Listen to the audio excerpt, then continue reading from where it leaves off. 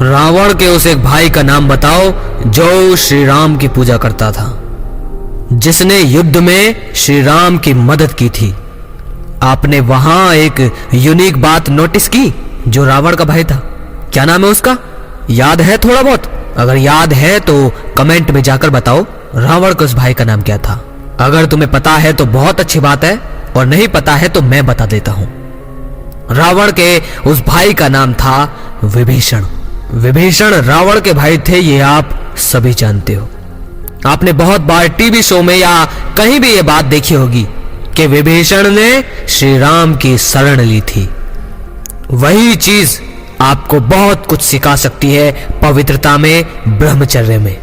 विभीषण बचपन से ही रावण के साथ रहे, जैसे आप आज हो वासना के साथ। विभीषण ना तो रावण से दूर भागे, ना ही उन्होंने किसी को कोई दिक्कतें की कि तुम ये मेरे लिए मत करो, ना ही विभीषण ने कभी रावण से मुंह छुपाया। अब ये जो सारी बातें हैं ये मैं क्यों कह रहा हूं वो भी एक बार समझ लो, क्योंकि मैंने कमेंट में ये बातें बहुत सुनी हैं कि कभी कोई भाई कहता है कि मैं पहाड़ों में चला जाऊं तभी मेरा ब्रह्मचर्य हो पाएगा, तभी पवित्र हो पाऊंगा, नारी की तरफ अश्लील नहीं रहूंगा। कोई सोचता है मैं साधु बन जाऊं, बाबा बन जाऊं, तभी मैं पवित्र रह पाऊंगा, तभी मैं मुक्त हो पाऊंगा, यहां से भाग जाऊं।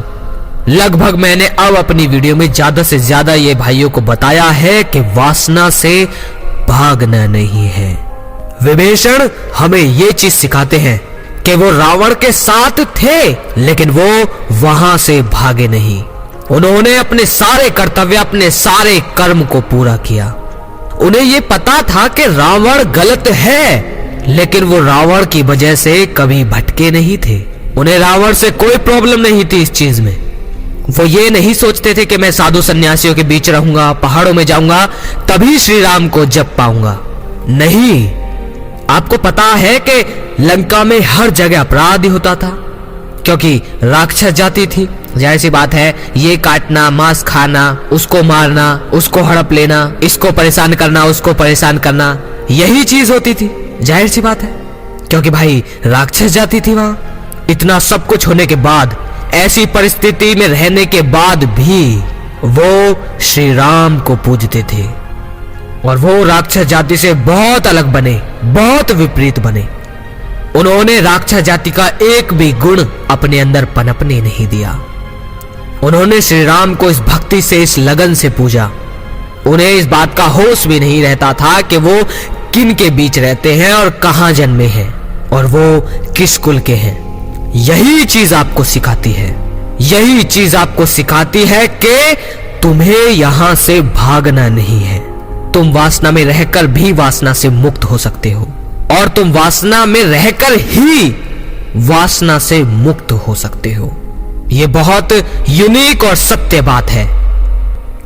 खुद को दबाने और उसे छुपाने और उसे भागने से कोई लाभ नहीं मिलेगा। विभीषण को यह भली भांति पता था कि लंका के चारों तरफ होता क्या है। विभीषण को सब कुछ पता था कि रावण और रावण के सारे दुष्ट भाई क्या क्या करते हैं, लेकिन वो इस बात से कदे नहीं डरते थे कि कहीं मैं भी राक्षस ना बन जाऊं। नहीं, उन्हें इस बात की सुध ही कहां रहती थी। वो तो श्री राम के गुण गाया करते थे। उन्हें ये थोड़ी भी चिंता नहीं थी, थोड़ा भी डर नहीं था कि कहीं मैं तो राक्षस ना बन जाऊं, कहीं मैं भी तो इनकी तरह अपराध न करने लग जाऊं।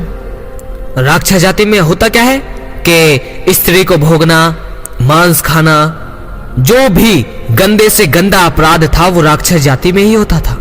लेकिन विभीषण को ना तो उससे डर था और ना वो कभी उससे भागे। लेकिन ऐसा आप लोग सोचते हो। मुझे पता है कि जब तुम किसी एड में बिन कपड़ों की लड़की को देख लेते हो या कम कपड़ों की लड़की को देख लेते हो तो अंदर ही अंदर दो तरह की चीज होती है। पहला कि मुझे उसके करीब जाना है, और दूसरा कि कहीं मैं हस्तमैथुन ना कर लूं, कहीं वासना मुझ पर हावी ना हो जाए, या कहीं पोस्टर देख लिया, या कहीं तुमने सेक्स होते देख लिया, कहीं पॉर्न वीडियो में देख लिया, कि कहीं मैं उनके तरह न करने लग जाऊं। मैं इस चीज का तुमसे त्याग नहीं कह रहा, बस इसके जहरपन को तुम्हें समझना होगा। यह समझ लिया तो तुम्हें जरूरत नहीं है यहां से भागने की। तुम्हें कोई साधु नहीं बनना पड़ेगा, कोई पहाड़ों में नहीं जाना पड़ेगा, नहीं ऐसा कोई विचार आएगा। तुम्हें सीखना चाहिए विभीषण से। बताओ पूरी लंका में एक भी विभीषण के जैसा हो तो बताओ, एक भी था कोई ऐसा जो इतना सच्चा भक्त हो? एक भी नहीं था। हर तरफ हाहाकार, अश्लीलता, अपवित्रता और पाप ही था। हर तरफ अत्याचार करने वाले दुराचारी ही थे। विभीषण पूरी लंका में एकमात्र थे। हालांकि एक आध और हो, लेकिन विभीषण अकेले ऐसे थे जो पूर्णतः पवित्र थे। वरना उनके साथी, उनका भाई, उनके पड़ोसी सब राक्षस जाति के राक्षस कार्य करते थे। तो बताओ, दुविधा में आप ज्यादा हो या वो थे? विभीषण इस बात से कदे नहीं डरते थे कि कहीं मैं भी राक्षस न बन जाऊं। तुम मत डरो कि कहीं तुम वासना में न चले जाओ। राक्षस तभी तक राक्षस होता है जब तक उसे अपने किए गए कार्यों के बारे में पूरी तरह से जानकारी ना हो, पूरी तरह उसके अंदर महसूसपन ना हो। जिस दिन किसी चीज की गहराई से जानकारी हो, जब कोई इंसान किसी चीज में डूब जाए, तब वो उससे निकल भी सकता है और उसे अपना भी सकता है। जब तुम वासना को हर तरीके से पूरी तरह समझ लोगे, बाहरी रूप से भी, दिमागी रूप से भी, हर तरह से उसे समझ लोगे, अपनी शारीरिक क्रिया भी हर तरीके को, हर दृष्टिकोण से उसे देखकर परख लोगे, तब तुम चाहकर भी कामुक नहीं बन पाओगे। चाहकर भी कोशिश करोगे पर मन नहीं होगा। ये तुम्हें सिर्फ एक सृष्टि की जरूरत सी लगेगी बस। इससे ज्यादा वो तुम पर हावी नहीं हो पाएगी। तुम फिर इससे भागोगे नहीं, डरोगे नहीं। विभीषण कभी सोचते नहीं थे, वो सिर्फ एक चिंतन को जपते रहते थे, एक चिंतन को पाना चाहते थे, वो थे परमपिता परमात्मा। तुम्हें अपने आप को एक चीज में साधना होगा। अगर लगे शेयर करने लायक तो ज्यादा से ज्यादा भाइयों तक शेयर करो। अगली वीडियो में फिर मिलते हैं। जय श्री कृष्णा।